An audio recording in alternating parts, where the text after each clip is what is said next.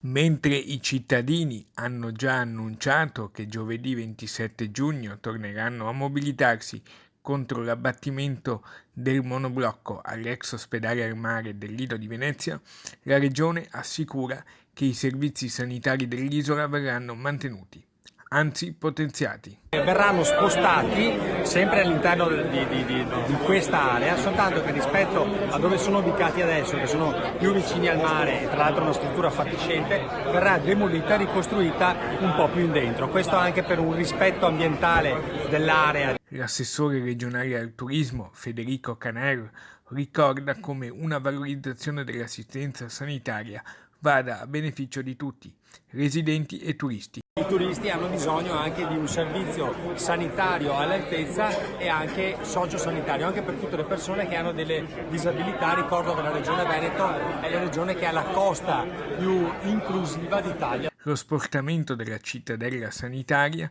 non sarà dall'oggi al domani, dato che la riconversione dell'ex ospedale in struttura ricettiva alberghiera è ancora alle fasi iniziali. Siamo ancora nella fase amministrativa da completare e poi tra inizio e conclusione dei lavori si stimano circa sui 2 anni e mezzo, 3. L'assessore regionale in quota Lega accoglie con favore anche le assicurazioni sull'autonomia arrivate in giornata dal ministro Stefani. Per noi è un punto fondamentale, ricordiamo che abbiamo milioni di veneti che hanno votato un referendum e si aspettano una risposta da questo punto di vista, non solo loro ma anche noi istituzioni. Quindi siccome c'è un contratto di governo, la Lega ha dimostrato di essere riuscita a mantenere la parola nei confronti del 5 Stelle per quanto riguarda questo contratto di governo. Ora dobbiamo anche incassare quelle che sono le richieste che la Lega ha fatto, in primis l'autonomia, come ha ripetuto anche il ministro Salvini.